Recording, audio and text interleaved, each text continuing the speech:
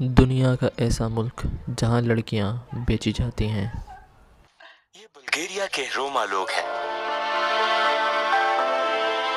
हम बुल्गारिया में दुल्हनों के बाजार में पहुंचे, जहां हर साल लड़कियां बेचे जाने के लिए इकट्ठा होती हैं। इनकी कीमतें परिवार द्वारा तय की जाती हैं। हालांकि क्या आप जानते हैं कि रोमा लोग कौन हैं? रोमा एक जिप्सी समुदाय है। दुनिया भर में इनकी संख्या करीब 8 मिलियन है। वो खाना बदोश है और उनका कहना है कि उनका मूल उत्तर भारतीय है। वो सैकड़ों साल पहले राजस्थान से रोमानिया और बल्गेरिया जैसे पूर्वी यूरोपीय देशों में आए थे और वो अधिकांश यूरोपीय देशों में बसे हैं। वो उन्हें रोमा लोग कहते हैं। उनमें से कुछ मध्य पूर्व में भी है। इनमें नवार और अन्य रोमा समूह शामिल है। मध्य पूर्व में उनकी प्रतिष्ठा बहुत खराब है और वहाँ उनका काफी शोषण हुआ है। कोई भी उनके साथ मेलजोल नहीं रखता क्योंकि वो समुदाय में शामिल नहीं होते। लोग उनसे दूरी बनाए रखते हैं। उनकी परंपराएं और मानक उन समुदायों से नहीं मिलते जिनमें वो शामिल होते हैं। आज हम बुल्गारिया की राजधानी सोफिया पहुंचे हैं। ये संयुक्त राष्ट्र में है, लेकिन पहले ये सोवियत संघ का हिस्सा हुआ करता था और अब यहाँ समय रुका हुआ लगता है। इसकी इमारतें, सड़कें और रेलगाड़ियां देखकर ऐसा लगता है जैसे ये अभी भी सोवियत संघ का हिस्सा है। ये बहुत छोटा है और ये एक छोटे मॉस्को जैसा दिखता है। आज हम वहाँ रोमा लोगों से परिचित होने आए हैं।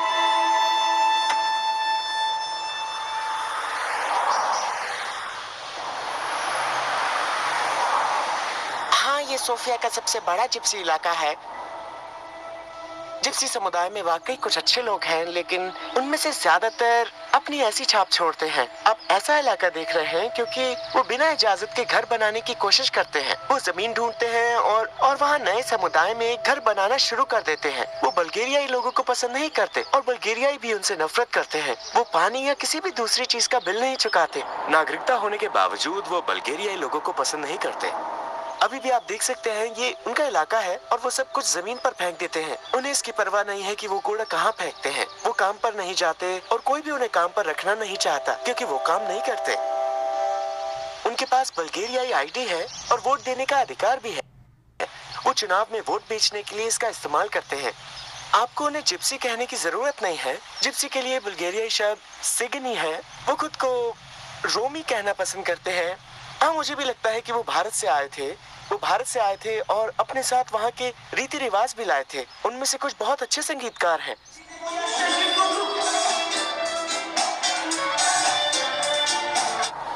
जिप्सियों का नाम इतना खराब क्यों है?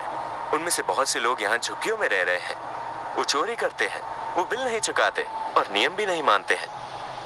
जब बल्गेरिया संयुक्त राष्ट्र में शामिल हुआ तो उन्होंने सीमाएं खोल दी। सभी रोमा वहाँ आए और पूरे यूरोप में बिखर गए। अब उन्हें ब्रिटेन में और हर जगह देख सकते हैं।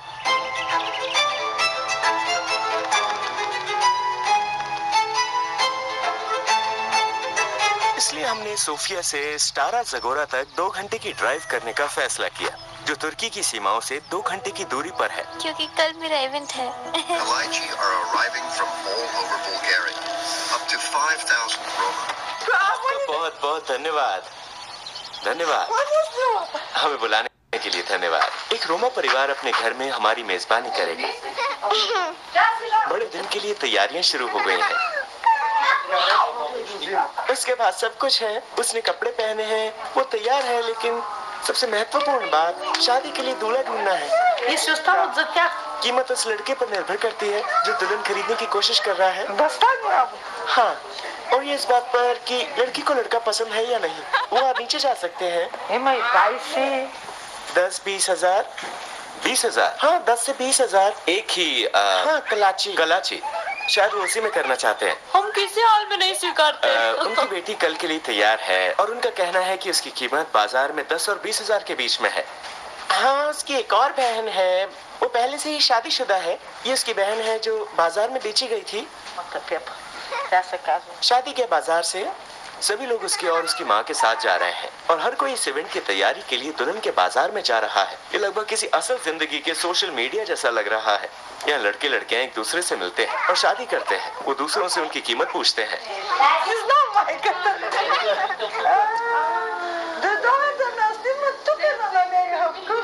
ठीक है दोस्तों, अब हम कलाची के एक घर पर हैं। ये उनका घर है। और आज हम इनका इंटरव्यू लेंगे क्योंकि कल ये इवेंट है। कल दुल्हन बाजार का इवेंट है। कल वो बिक जाएंगे। उन्हें घूमना और यात्रा करना पसंद है और वो निजी रहते हैं। आप उनके कुछ घरों में जा सकते हैं। उनमें से कुछ लोग काफी अच्छे हैं। रोमा की प्रतिष्ठा खराब है और अब ये रोमा की एक जनजाति की तरह है। शायद कल मुझे मेरा पति मिल जाएगा।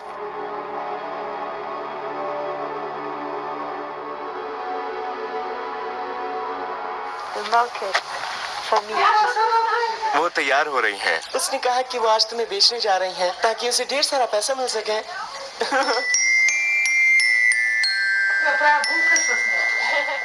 उसने मेकअप किया और इस दिन के लिए एक उपयुक्त ड्रेस चुनी। कलाची जनजाति अपने अलावा किसी और से शादी नहीं करते, भले ही वो सभी रोमा हो, लेकिन उन्हें इस जाति से होना चाहिए। ये बिल्कुल एक परंपरा की तरह है। हाँ, उसे उसकी सुंदरता के लिए भुगतान करना होगा। 4 साल पहले ये लड़की एक डॉक्यूमेंट्री में थी और जब वो दुल्हन बाजार में गई तब उसका वीडियो भी बनाया गया था। अब तक वो हर साल बाजार गई है, लेकिन उसकी शादी नहीं हुई। वो जितनी गोरी होगी उनके लिए उतनी ही खूबसूरत होगी। गोरा रंग और नीली आंखें। एक समय था जब एक लड़के ने गोरी त्वचा और नीली आंखों के लिए 40,000 लीर चुकाए थे। जी हाँ। हाँ, अब हम बाजार जा सकते हैं। हाँ, वो तुम्हारे लिए बहुत सारा पैसा कमाने वाली है। तो अब आप मेरी माँ हो।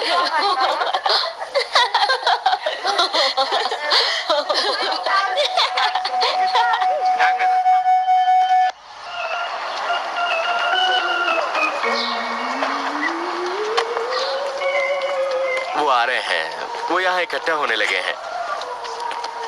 उनकी संख्या लगातार बढ़ रही है और यहाँ केवल लड़कियां ही नहीं बल्कि लड़के भी सोना पहनते हैं। अंगूठियां, चेन, महंगा सोना पहनना उनके धनवान होने और लड़कियों को आकर्षित करने का संकेत है। थोड़ी देर में दुल्हनों का बाजार शुरू होगा।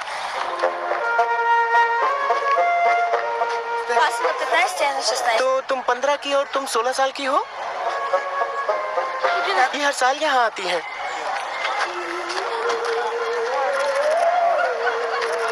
यहाँ कई लड़कियाँ हैं, लेकिन मुझे वो पसंद नहीं है। हर किसी के पास एक मर्सिडीज है। ऐसा क्यों? क्योंकि नंबर 1 है। क्या ये आपकी पत्नी है? अभी तक नहीं, लेकिन शायद जल्दी। हाँ, कल। सच में किसी को अभी अभी एक पत्नी मिली है।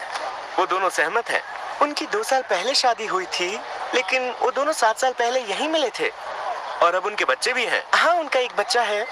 आप बुल्गारियाई हैं, लेकिन हाँ, आप उनमें से नहीं हैं। मैं जिप्सियों में से नहीं हूँ, इसलिए मैं यहाँ शादी नहीं कर सकता। मुझे यहाँ पत्नी नहीं मिल सकती।